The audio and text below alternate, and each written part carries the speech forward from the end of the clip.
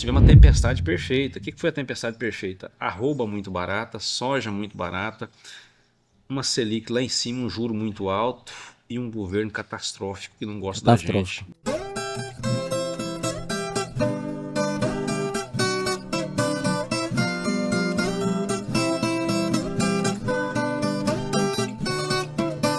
Que eu tenho certeza que veio do meu pai, da minha mãe, de enxergar as oportunidades. Por exemplo, quando a gente chegava numa fazenda para olhar uma fazenda, a gente tinha muito aquele caso assim que o pessoal tem que achar, a expressão que eu fazia era essa, tem que achar um bobo para comprar essa fazenda, que o dono estaria falando. E eu já enxergava aquilo tudo transformado. Uhum. Integração lavoura-pecuária, esse pasto formado, piquetado aqui, então isso aqui vai virar uma área de produção fantástica. Aqui hoje tem 1.000 cabeças, vai caber 6, 7 mil cabeças. E o desafio maior, talvez, de todos esses, por quê? Porque como você estava crescendo muito rápido, era conseguir conquistar o crédito, ter a confiança das empresas de crédito. Logicamente que no milagre não se faz, né? Então você comprava uma fazenda aí, digamos, aí de 1.000 alqueires. E de repente você queria transformar aquela fazenda rápido. Então você tinha que ter acesso a crédito para você transformar. Então você não pagava ela rápido, você tinha que ir pagando as parcelas dela. A gente comprou sempre com prazos grandes. A gente sempre buscou dar muita confiança e credibilidade para as pessoas naquilo que a gente fazia, de cumprir exatamente o combinado de palavra. Então a gente trabalhou muito com palavra. Meu pai sempre me falava muito disso. Combinar não é obrigado não, mas cumprir é obrigado. E nisso a gente ganhou muita credibilidade para comprar a terra a prazo, às vezes prazo aí até de 8 anos. E aí você tinha que ter a confiança da pessoa para ela escriturar aquela terra para você dar de garantia para um banco, e talvez o passo maior, a dificuldade maior era conquistar a confiança de uma instituição financeira que você estava crescendo rápido, para ela fazer a análise correta do seu negócio, para ver o seu negócio direitinho, porque ela tinha que fazer. Na verdade, ela tinha que fazer também uma consultoria, né, no seu negócio, e os bancos sempre fazem isso, são pessoal muito preparado. E conquistar o crédito, né, para transformar essas áreas. Então esse talvez foi um desafio, um dos maiores desafios que nós tivemos durante esse processo aí, era de conquistar o crédito. E eu sempre falei, inclusive, que crédito é melhor que dinheiro. E graças a Deus hoje a gente tem muita credibilidade aí, até com bancos. A gente tem crédito hoje, a gente tem um endividamento no Banco Central, que o nosso crédito com bancos é quase o dobro dele. Então isso é bem gratificante de você estar sendo avaliado. Saber que tem disponível ali. E está bem avaliado até hoje, né? Porque a gente passou aí por um processo aí de depreciação do valor da arroba, uma depreciação muito forte no valor dos grãos, e ainda assim você está sendo bem avaliado, né? Sim, sim. Você falou muito do seu pai aí, de várias lições que você recebeu dele, e o que você diria assim que foi o maior aprendizado, assim, ou quais foram os principais valores que ele e sua mãe te passaram, assim, que o senhor considera assim, mais relevantes? A minha mãe e meu pai, eles sempre ensinaram a gente a ter garra, a ter luta. A minha mãe sempre falou um detalhe muito interessante. Ela falava para mim assim: mãe, eu tenho muita vontade de ser rico. Eu falava essa expressão: eu tenho muita vontade de ser rico, mãe, vontade de ter dinheiro. Uma certa época, eu não me esqueço, tinha uns 7, 8 anos: mãe, não tenho dinheiro para comprar uma Coca-Cola, um refrigerante, mãe. E a gente quer comer alguma coisa cedo, a gente tem que comer farinha com água, porque quando tem açúcar tá ótimo, mas não tem um pão, não tem um bolo, não tem nada. Ela falava: meu filho, trabalha que você vai ser rico, é você que tem que esforçar, é você que tem que fazer. E meu pai falava o seguinte: quando você achar que está difícil para você, olha um que está sem perna andando aí. Quando você achar que está difícil para você, olha um que não tem os braços para comer. Aí você vai ver que para você está muito mais fácil que para ele. Tá? Às vezes para você é bom demais. E meu pai sempre falou uma coisa que eu achava muito, assim, muito forte: trabalha honestamente e torce para o negócio do outro dar certo. Quando você vê uma pessoa que está crescendo, em vez de você ficar com inveja de falar que ele está roubando, está isso, está aquilo, chega perto dele lá e pergunta o que ele está fazendo, que você vai aprender com ele. Se ele puder te ensinar, ele te ensina, que você vai crescer também. Então encosta em gente melhor do que você, não encosta em gente mais ruim não. Mais ruim que ele queria dizer assim, alguém que trouxesse valores, trouxesse benefícios para você. E a gente sempre teve essa visão de ver pessoas que estavam crescendo e buscar aprender com essas pessoas que estavam crescendo. É uma visão, assim, Europa tem muito disso, Estados Unidos, e no Brasil tem muito disso, assim, de achar que, pô, tá crescendo, tá roubando, ou tá testa de ferro de alguém, né? Eu mesmo já ouvi muito essa expressão aí jocosa, né? Até eu desafiava as pessoas: não, anda comigo. Eu fiz esse desafio para muitas pessoas: anda comigo, levanta a hora que eu levanto, deita a hora que eu deito, almoça com o tempo que eu almoço.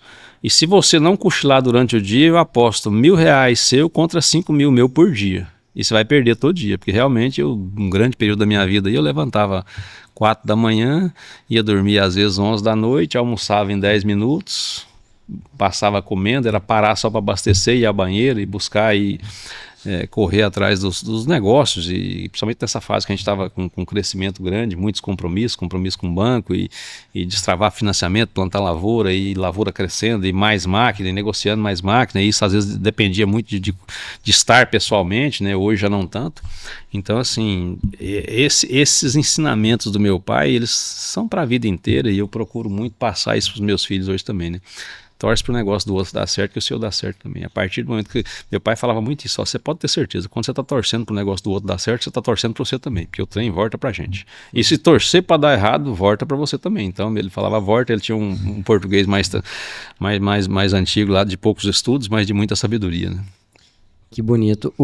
E o que é a perspectiva do senhor de tudo isso que foi construído, está sendo construído, daqui para frente, com relação à próxima geração, seus filhos, a estar integrando dentro dessa estrutura de produção e dar seguimento a isso? Graças a Deus os meus filhos gostam muito tanto é que um é médico e 3 estão na agronomia. O Pedro já se formou, o Zé Júnior e a Ana Paula estão fazendo agronomia. Os filhos do meu irmão gostam do negócio também, com certeza estão todos da sequência. E eu vejo assim que a gente está num momento assim de grande transformação. Por quê? Porque a gente está saindo de uma era totalmente analógica para uma era totalmente digital, né? Então a gente saiu, na verdade, hoje chegando à inteligência artificial, que é um desafio grande. Para eles não, mas para mim é um desafio grande, né? Quer queira, quer não, é uma transformação muito grande. E essa transformação tecnológica que precisa ser absorvida pelas novas gerações, quem vai ficar no mercado e quem vai continuar no mercado e vai crescer no mercado é justamente quem buscar assim, assimilar bem todo esse processo de transformação para aplicar na prática, de forma a produzir de forma mais sustentável, a produzir talvez reduzindo o custo, melhorando a produtividade, aplicando isso dentro do negócio de forma que tenha um negócio mais estruturado e mais sustentável. Não tenho dúvida que essa revolução talvez vai ser o maior desafio que a minha geração vai enfrentar, porque vai estar passando o bastão para eles, né? E eu, da minha parte, assim, eu não sou centralizador. O que eu puder ir passando gestão para os meus filhos ou pessoas capacitadas, eu sempre tive essa visão, não sou de não ser centralizador, não sou favorável, não aprovo, não apoio pessoas centralizadoras. Acho que o centralizador ele acaba embuchando o seu negócio, ele acaba complicando mais o seu negócio, né? Então eu sempre tive uma visão de distribuir, prefiro que as pessoas decidam.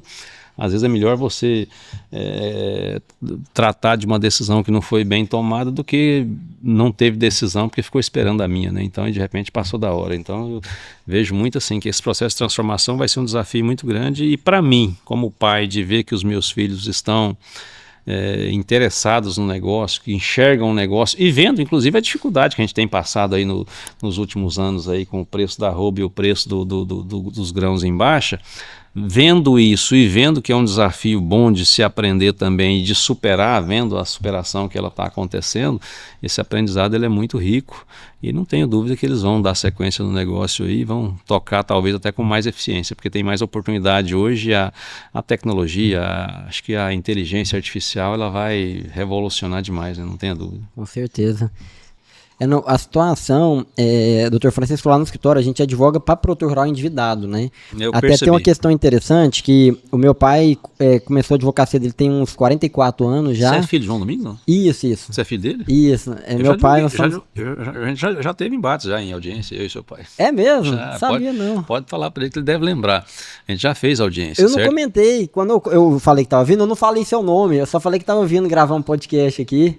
Eu até ia falar com o Jean, não falei nada, mas mas ele era gente boa, não era um cara inteligente. Seu pai está com quantos anos hoje? 65, acho que 65. Eu lembro que seu pai era quase da mesma idade minha, então é isso mesmo. Eu estou com 58 e era João Domingos e Advogados Associados. Isso. Até hoje é João Domingos. Sim, né? sim. E aí a gente teve ações contra ele e advogou, salvo engano, as ações que ele teve contra nós, acho que foi num dos consórcios, salvo engano, que ele tinha alguns clientes lá e tal, mas assim, isso embates normais do dia a dia mesmo. Eu sempre fui assim, se eu tinha um embate com um advogado, se fosse audiência, porque no caso nem audiência praticamente você não tem, Mas, você tinha exatamente, o embate praticamente não aqui, tem. você tinha os argumentos aqui, lá fora nós Terminou. estamos tomando cafezinho junto. É interessante, né? Como que o mundo é pequeno. Meu pai começou parecido com a advocacia do senhor, nessa parte de cobrança de crédito, recuperação de crédito ali, de cooperativas da região ali de Tumbiara, de Goiatuba, bancos, Banco do Brasil. E aí depois, num dado momento, porque assim, nós viemos de família de produtores rurais também. E aí, aqueles problemas de planos econômicos, ele começou a ver o quê? O produtor tinha uma dívida pequenininha, de repente, o banco tava tomando a fazenda dele por conta daquilo. E aí ele começou a sentir mal de trabalhar para fazer isso, né? Como instrumento ali para ajudar o banco a tomar essas propriedades. Falou, não, isso há uns 30 anos atrás, mais ou menos. Ele tomou uma decisão, teve um processo de conversão religiosa também. Falou, a partir de hoje eu só vou defender o produtor rural que está passando por esse momento de dificuldade para ajudar a não perder o patrimônio e tudo. E é a jornada que veio desenvolvendo então aí. Mas, enfim, foi muito bom tudo isso. Tem praticamente 15 anos que eu tô junto com ele. Comecei até um pouco antes de começar a faculdade de Direito ali. E é muito aprendizado, é muito desafiador. Mas o que eu ia colocar é que, lidando ali com produtores, hoje a gente tem clientes no escritório com dívida de 100 mil reais até produtor com dívida de 500 milhões de reais. A gente vê um cenário que poucas pessoas estão enxergando. A gente está vivenciando a maior crise financeira da história do agro brasileiro, porque o nível de endividamento nunca teve um nível tão elevado. Os bancos, o que eles foram? Há 3 anos atrás, eles chegaram no mercado e falaram, quem quer dinheiro? Tá aqui, dinheiro a rodo. E aí, a conta fechava para o produtor, fechava para o banco. Com a soja 180, aquela coisa toda, a conta fechava. De repente, a conta não fechou mais, né? 23, 24, 24, 25, deixou de fechar. Esse banco tinha que chegar para esse produtor e falar, e agora, como é que a gente faz? Porque você não vai dar conta de me pagar. Você precisa de quanto? 3, 5, 8, 10 anos para pagar? Esse banco foi lá e fechou a porta, bateu a porta na cara desse produtor. Quis carregar a fazenda dele. Exatamente, falou assim, se você me paga agora, eu vou te dar uma pedalada de 1 ano. Sabendo que em 1 ano ele não vai dar conta de resolver.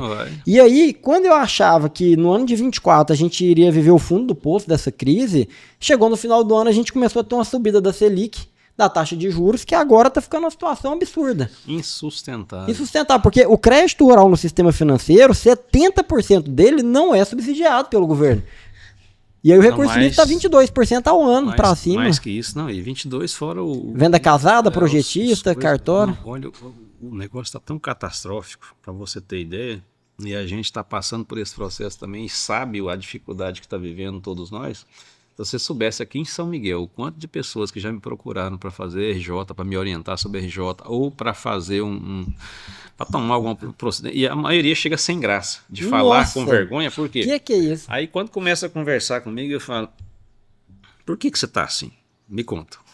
Não tem situação jeito. Sem graça de falar, né?